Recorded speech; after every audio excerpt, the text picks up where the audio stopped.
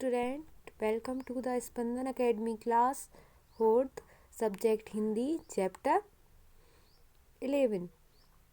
तो बच्चों, आज हम पढ़ेंगे हिंदी का 11 पार्ट जिसका नाम है सुखमय जीवन का आधार। तो बच्चों, हम सभी जानते हैं कि अगर हमें स्वस्थ रहेंगे और खुश रहेंगे तो हमारा जीवन बहुत ही अच्छा होगा और सुखमय होगा। तो सुखमय जीवन का आधार क्या है? हमारा स्वस्थ रहना, निरोग रहना।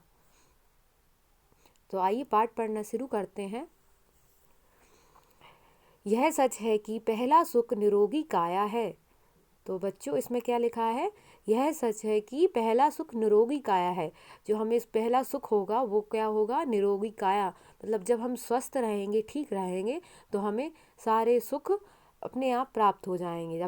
अगर हम स्वस्थ नहीं होंगे तो हमें कुछ भी अच्छा नहीं लगेगा, सब खराब लगेगा। ना ही हम काम कर सकते हैं, ना ही कुछ और। तो आइए आगे पढ़ते हैं। हम स्वस्थ हैं तो सब कुछ अच्छा लगता है। हम स्वस्थ हैं तो सब कुछ अच्छा लगता है।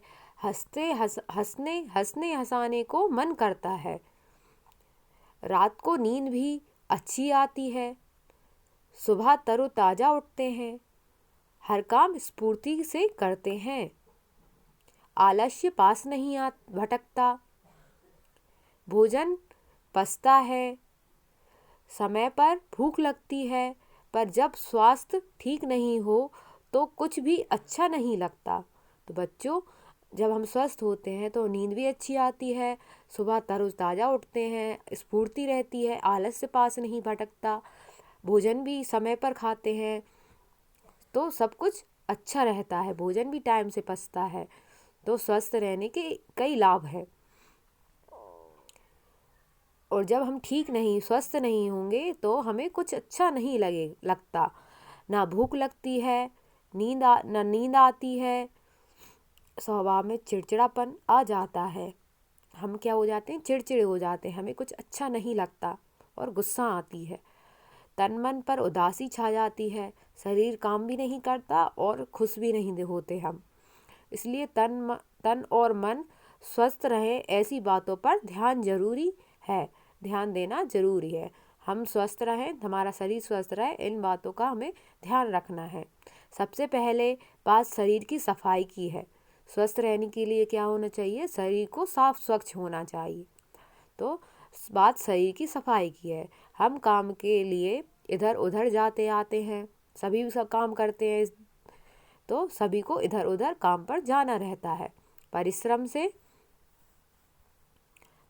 से शरीर से पसीना निकलता है। परिश्रम मतलब हम काम करते हैं, मेहनत करते हैं तो पसीना निकलता है शरीर से। मेहनत करते हैं शरीर से तो पसीना निकलता है, उसके फलस्वरूप पसीने में धूल के कण मिलने से शरीर पर मैल की परत जम जाती है।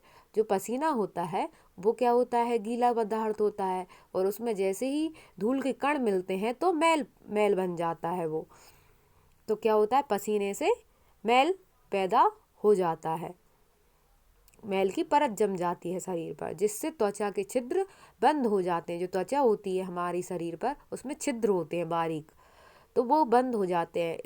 इसके लिए नियमित स्नान करना चाहिए। तो हमारे जो जो मैल है, अगर वो शरीर पर ना लगे, उसके लिए हमें क्या करना चाहिए? नियमित स्नान करना चाहिए, मतलब नहाना चाहिए। त्वचा पर जमे मैल को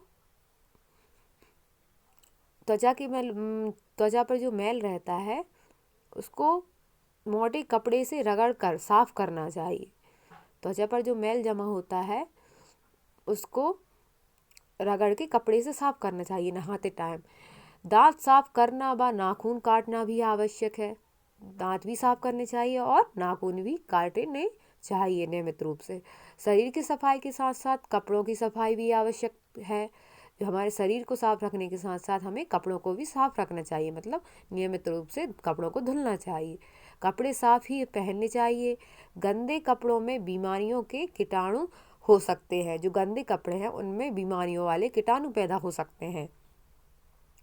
जहाँ तक हो सके हमें किसी के बिना धुले कपड़े नहीं पहनने चाहिए। हमें कभी किसी के बिना धुले कपड़े नहीं पहनना चाहिए। हमारा घर भी हमें साफ रखना चाहिए। हमारा घर क्या है, हमें साफ रखना चाहिए। नियमित झाड़ू नहीं लगने से धूल जम जाती है, गंदगी से कीटाणुओं के फैलने का भय रहता है। अगर झाड़ू नहीं लगाएंगे तो क्या होंगे, धूल से गंदगी जमेगी और गंदगी जमने से कीटाणु फैल जाएंगे, फैलने का भय रहता है। सफाई नहीं करने से नालियों में कीचड़ जमा हो जाती है। सफाई न करने से क्या होता है, नालियों में कीचड़ जमा हो जाती है, वहाँ भी कीटाणु पल सकते हैं। तो घर के आसपास भी सफाई रखना ज़रूरी है। खुली धूप और ताज़ी शुद्ध हवा का सेवन स्वास्थ्य के लिए आवश्यक है। जो शुद्ध हवा भी हमारे शरीर के लिए आवश्यक है। धूप से विटामिन डी की प्राप्ति होती है, जो शरीर के लिए आवश्यक है। तो बच्चों, धूप, जो सुबह की धूप होती है, जो हम जब उठते हैं तब सुबह की जो धूप निकलती है, जब सूर्य निकलते हैं, तो वो धूप विटामिन डी का मुख्य स्रोत होती है। मतलब उससे विटामिन डी जो हमारे शरीर को है सबसे ज़्यादा मिलता है। तो सुबह की धूप भी हमें ज़रूर अपने शरीर के लिए लेनी चाहिए। विटामिन डी शरीर की हड्डियों के लिए बहुत ही आवश्यक होती है बढ़ने के लिए। पानी की शुद्धता के लिए स्वास्थ्य अच्छा रखने के लिए आवश्यक, पानी की शुद्धता भी स्वास्थ्य अच्छा रखने के लिए आवश्यक है। हमारे शरीर के लिए पानी भी शुद्ध हमें पीना चाहिए। जहाँ तक संभव हो नल एवं हैंडपंप का पानी छानकर पीना चाहिए। ऐसे कुएं का पानी भी पिया जा सकता है, कुएं का पानी भी पिया जा सकता है जिसकी नियमित सफाई की जाती हो। जो पानी साफ हो, जिनका साफ सफाई की जाती हो, वही पानी पीना चाहिए। खुले पोखरों तालाबों का पानी तो कभी नहीं पीना चाहिए। जो खुले पोखर होते हैं, तालाब जैसे होते हैं, उनका पानी नहीं पीना चाहिए। बहुत सी बीमारियों को अशुद्ध जल पीने से हो जाती है। बहुत सी बीमारियां क्या हैं, तो अशुद्ध जल पीने से ही होती हैं। मतलब जल हमारे लिए साफ होना बहुत आवश्यक है। हमें हमेशा शुद्ध जल ही पीना चाहिए। अच्छे स्वास्थ्य के लिए शुद्ध, ताज़ा और पौष्टिक भोजन भी आवश्यक है। शरीर को स्वस्थ रखने के लिए ताज़ा भोजन और स्वच्छ जो साफ शुद्ध भोजन भी आवश्यक है। खुली रखी हुई चीज़ें जिन पर मक्खियाँ बैठती हैं कभी नहीं खानी चाहिए। हमें कभी बाहर का खाना, खुली जगह का नहीं खाना चाहिए जो खुले में रखा हो। फल व सब्जियों को धोकर खानी चाहिए। फल और सब्जियों को हमेशा धोकर ही सेवन करना चाहिए। खुली रखी हुई चीज़ों और पहले से काट कर रखे फलों को खाने से बीमारी होने का भय रहता है। कभी भी फल को काट कर नहीं रखना चाहिए, सीधे सेवन करना चाहिए, खाना चाहिए। करके कट कर सीधा खाना चाहिए, उसको काट कर रखना नहीं चाहिए। अच्छे स्वास्थ्य के लिए व्यायाम आवश्यक है। विभिन्न प्रकार के खेल खेलना, आसन करना, तैरना आदि अच्छे व्यायाम हैं। मतलब हमें तैराकी करना, खेलना कूदना भी शरीर की स्फूर्ति के लिए आवश्यक होते हैं। मतलब उससे हमारे शरीर को व्यायाम प्राप्त होता है। मतलब वो शरीर के लिए व्यायाम जैसा होता है खेलना कूदना और तैरना। और नियमित रूप से व्यायाम भी करना चाहिए हो सके तो। इसके साथ ही प्रसन्नचित्त रहना भी जरूरी है। मतलब हमें खुश रहना चाहिए, तभी हम स्वस्थ रहेंगे। थोड़ा बहुत व्यायाम भी शरीर के लिए आवश्यक है। हो सके तो थोड़ा बहुत व्यायाम करना चाहिए।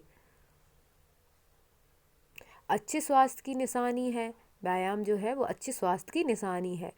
चिढ़ना, क्रोध करना, चिंता करना स्वास्थ्य के लिए ठीक नहीं है। गुस्सा करना, चिढ़ना और चिंता करना मतलब दुखी रहना जो है वो अच्छे स्वास्थ्य की निशानी नहीं होती। उससे हम क्या है, बीमार हो जाते हैं, हमारा स्वास्थ्य गिरने लगता है। कठिन परिस्थितियों का सामना भी धीरज और प्रसन्नता के साथ करना चाहिए। जो विपरीत परिस्थिति होती हैं तो उसका सामना भी हमें आराम से सहन पूर्वक करना चाहिए। प्रसन्नता यानी खुश होकर करना चाहिए। किसी ने ठीक कहा है हंसो और हंसाओ, अच्छा स्वास्थ्य पाओ। हंसो और सबको हंसाओ। तो बच्चों, इस पार्ट में हमें शरीर को स्वस्थ रखने के लिए विभिन्न चीज़ें सिखाई गई हैं।